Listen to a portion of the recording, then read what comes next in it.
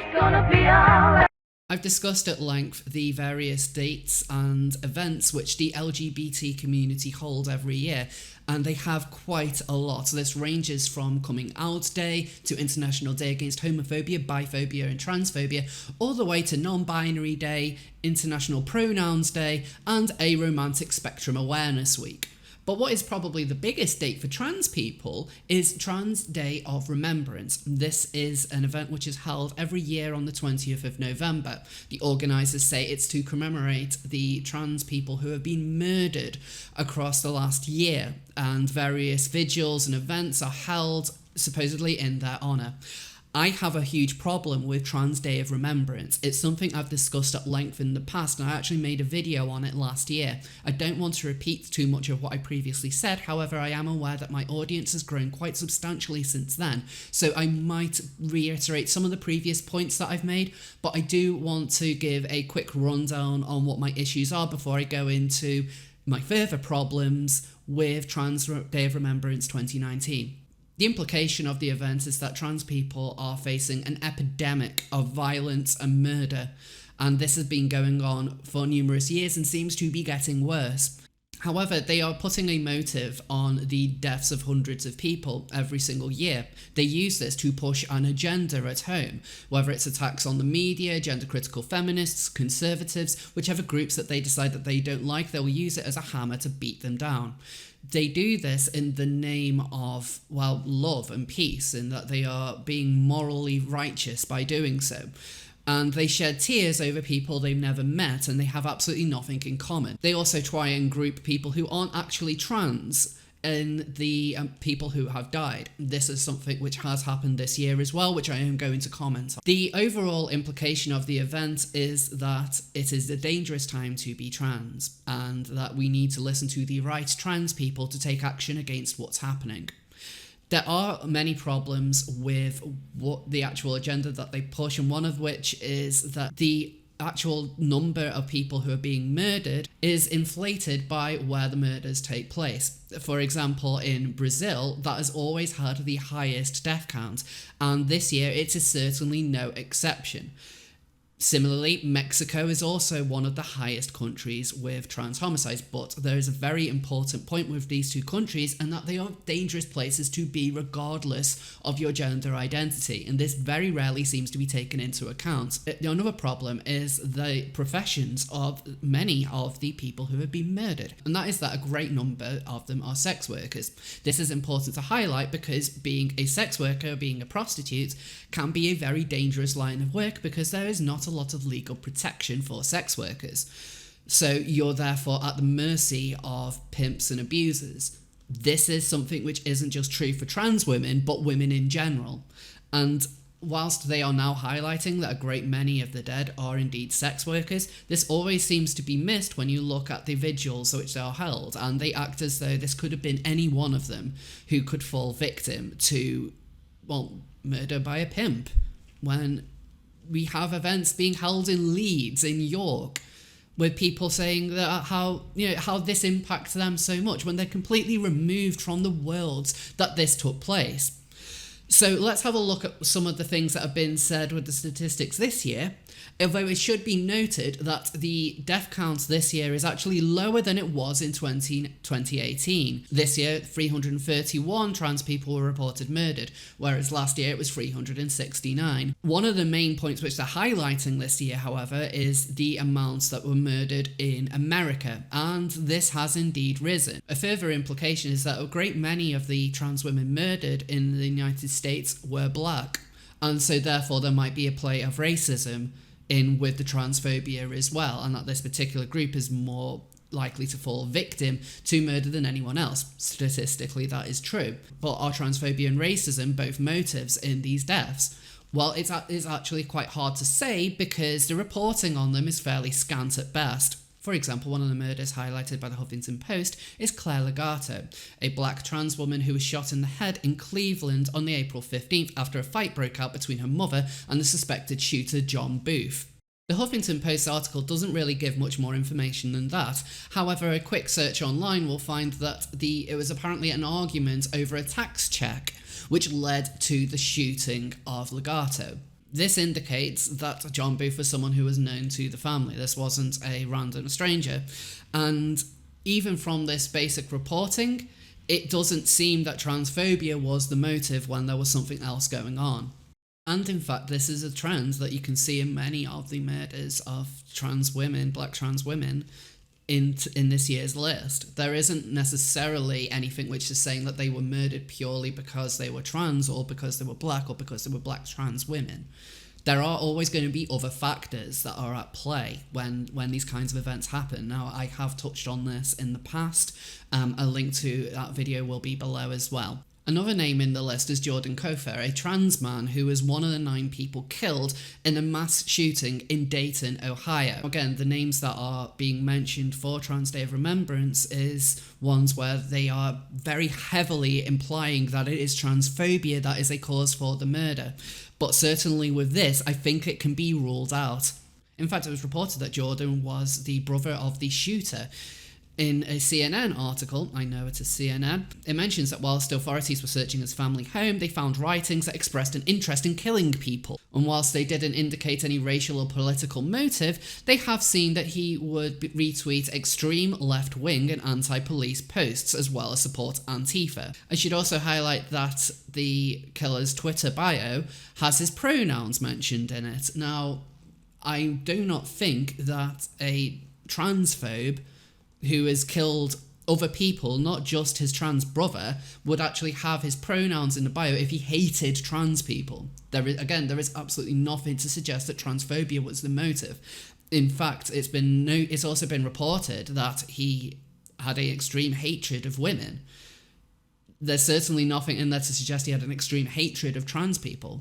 And another murder in the States wasn't even a trans person at all. Jalea Jamar, for example, was actually a gender non-conforming man. However, his name is included in the Trans Day of Remembrance list. Whilst initial reporting said that he was a trans woman, the family came out and clarified. So it's a bit strange that Trans Day of Remembrance would keep him in regardless when his family have openly said, no, he wasn't trans. It seems like they're inflating the figures there somewhat.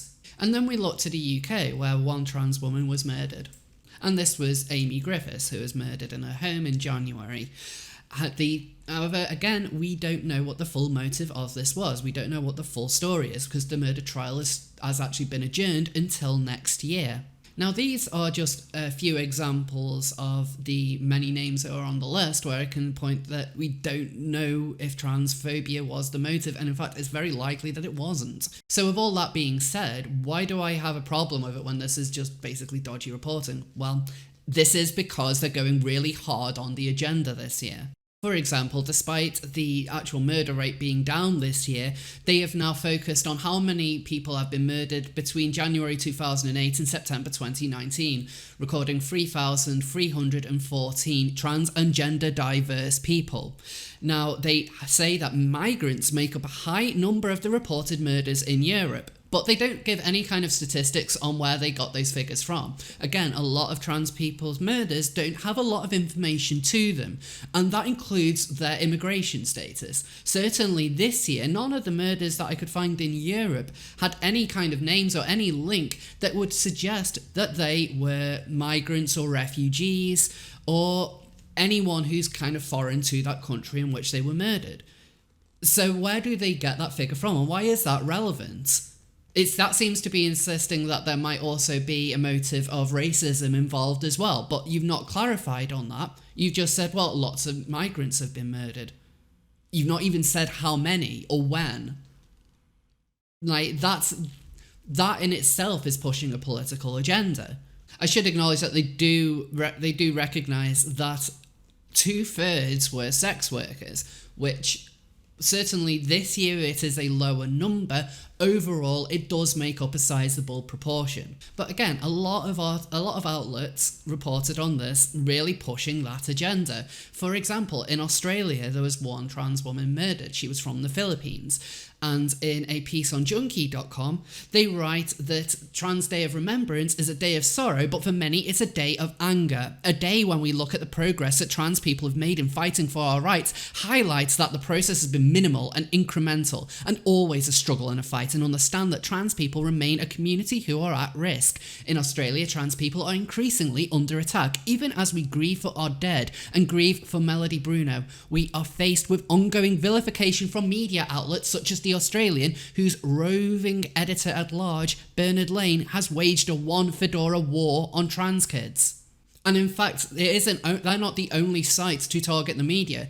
In Pink News' article on Trans Day of Remembrance, they have a whole segment on how is the media to blame. And it takes shots at The Sun, at Rod Liddle, at the Daily Mail. But there was only one trans woman who was murdered this year in the UK. So how could any of this be in any way related to any of the deaths? Like, bear in mind, we don't even know the motive of the one trans woman in the UK who was murdered this year. It's really a reach to say that it was the result of reporting in newspapers. Are they trying to suggest that the murders in South America, in the United States, are related to tabloids in the UK? Because that would be a bizarre reach, but I don't know what other outcome I can come to here. And in the Daily Beast, they continue this bizarre train of thought by saying transgender people are the new bogeyman, the hunted, the hated, and more, the targeted. If anyone needed a sign that the murders of transgender people here in the US and around the world had reached epidemic stage, you didn't need declaration from the Human Rights Campaign or the American Medical Association. I mean, the Human Rights Campaign is an LGBT organisation. Of course, they have a stake in saying that there is an epidemic, so they're not an impartial source here. But we're seeing a pattern. We're pulling out figures from around the world where we don't know what the full motive is, and they use it as a bludgeon to try and get their way in the UK and across the world, where it isn't even relevant to the deaths of the people that are going on. And they try and say that they are the virtuous ones, that they're the compassionate ones, but they're using people's deaths as a political tool. How disgusting is that? They don't know any of these people. They don't know the situations that they've been in.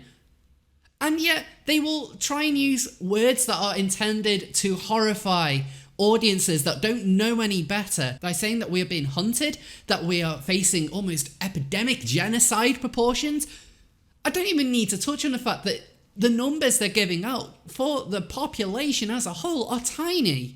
Like, there are certainly people who are murdered for other reasons. That is more of an epidemic than what's happening with trans people right now. And again, you can't put transphobia on all of these murders. There is no doubt somewhere that is a factor, but that's not what anyone involved in this is doing, is it? The entire implication is that it's transphobia, and that is what matters. And maybe some racism in there as well. But again, they don't talk about that a lot. It's just transphobia, transphobia, transphobia. We're under threat. We're not under threat at all. I acknowledge that every murder is a tragedy. Of course I do. And do not take this out of context and act as though I do not care about anyone who has died. That's not what my argument is. My argument is that they are using information which they don't have enough on as a way of pushing an agenda. That is not acceptable. And the fact that everyone seems to just bow down to this, let them fly the flag everywhere, that they hold these candlelight vigils and sob crocodile tears when they don't know any of these people. They're not their friends, they're not in the same situation, they're not in the same walks of life. It's different if you knew the murdered people. Absolutely it's different. You're mourning a friend. But that's not what most of these people are doing, is it? And then they have the audacity to act as though they are the moral ones here. I find it disgusting. I find it absolutely outrageous. And that they do get people who capitalise on it, like Alok Menon, who holds his own little gig to just, to point out about how trans people are being all oppressed. People like him who dresses like an absolute gonk, and he wants to try and compare himself to sex workers in Brazil, to people who live in dangerous areas of the world, in dangerous states. Alok is never going to have any of those problems. He has a good life in comparison. Like, he's in the media everywhere, and yet that's somehow reflective. He is somehow reflective of what's going on. He's the kind of person that even when you're wanting to virtue signal, that's what you're wanting to focus on. And speaking of virtue signals, this is when you hear so many different places want to speak out and they don't know any better. I mean, hell, you have Hillary Clinton, of all people. She was recently accused of being a TERF, but that is all forgiven when she talks about Trans Day of Remembrance, as though it is this really important day. It is not. If you're someone who marks Trans Day of Remembrance, really sit back and think about what it is that you're doing. Are you really being critical of what's going on? Are you really convinced that all of these people are dying because they are trans? Are you really convinced that doing this at public events, public displays of grief, and using this to push a political agenda, because that's what it is, are you sure that is the right thing to do? Seriously think about it, because there isn't enough criticism of this day. Now, I'm sorry that this video didn't come out on the actual date itself. I've not been well over the last couple of weeks. However, I am going to try and get another video out over this weekend, and Trans Stupid will return next Tuesday. If you like what I do, you can support me on Patreon and Subscribestar. You can also follow me on Twitter and Instagram. Thank you once again, and I'll see you all next time. And a special thanks to Alex Meadows, Casey Adolphson, Dan Norman, Fenella Cooney, James C. George, Kim Vandry, Latin Creature, Liz Udesu, Nova B, Ricardo Jose, Rose Hypnol, Stephen, The Poor of Rizzo, Traname Girl, Green Potato Chips, Laisha, James Dorans, James UK, Moy Felicita, Kim Vandry, Sarah, and the rest of my supporters on Patreon and Subscribestar.